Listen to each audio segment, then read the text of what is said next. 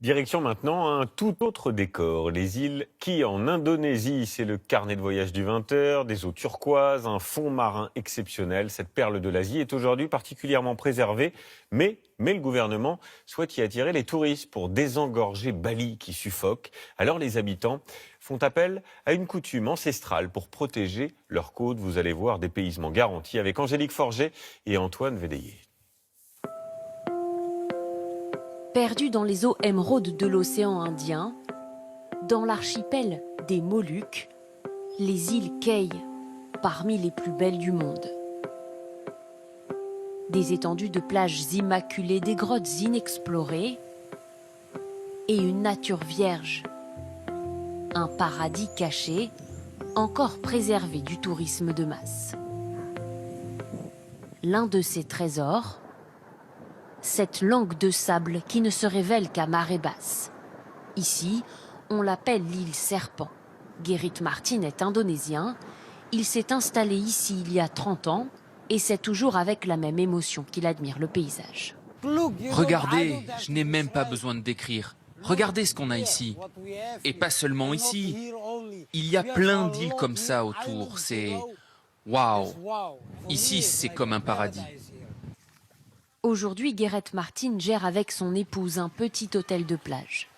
Ils n'ont que 4 chambres, mais affiche rarement complet. Car sur les îles Kei, les touristes sont rares. Mais ce n'est pas un problème pour Gerrit Martin. Moi, ce que je veux, c'est que les choses restent telles qu'elles sont. Je sais comment c'est à Bali, et je ne veux pas que ça devienne comme Bali.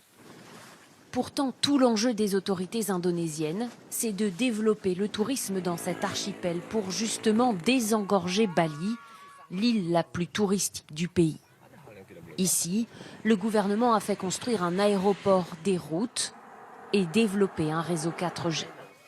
Mais la population ne veut pas d'un afflux de visiteurs.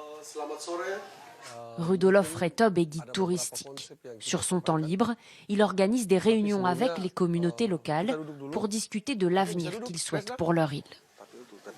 Les villageois me disent souvent qu'ils veulent plus de touristes. Ils savent qu'ils leur apporteront plus de travail, mais ils ne veulent pas voir de grosses constructions sortir de terre. Pour eux, les gros hôtels et les complexes immobiliers, c'est non. Pour protéger leurs côtes de la bétonisation, les habitants des îles Kei s'appuient sur une coutume locale, vieille de plusieurs siècles. Sur certains terrains, ils peuvent décider d'imposer la sassi. Sur toute cette zone-là, nous avons imposé la sassi. C'est-à-dire qu'ici, il est interdit de pêcher ou de construire quoi que ce soit comme des hôtels. Nous avons pris cette décision pour protéger le récif de corail. Et gare à ceux qui rompraient les codes. Les personnes qui ne respectent pas la sassi peuvent se voir imposer une lourde amende et peuvent être poursuivies par les mauvais esprits. Pour l'instant, cette coutume a tenu à l'écart les gros investisseurs. Et aujourd'hui, un seul étranger vit sur cette île, Jan Oliver Lune. Allez, on va plonger. Originaire de Berlin, ce professeur de plongée est tombé amoureux de l'archipel il y a 5 ans et ne veut pas le voir se transformer. Les fonds marins, dit-il, sont parmi les plus beaux qui lui aient été donnés de voir. Davantage de touristes endommageraient cet environnement. Pour le moment, nous n'avons pas beaucoup de touristes, ce qui n'est pas bon pour nos affaires. Mais pour la plongée, c'est super.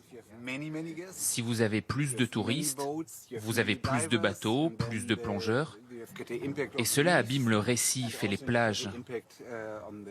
Et donc ici, ce serait vraiment différent.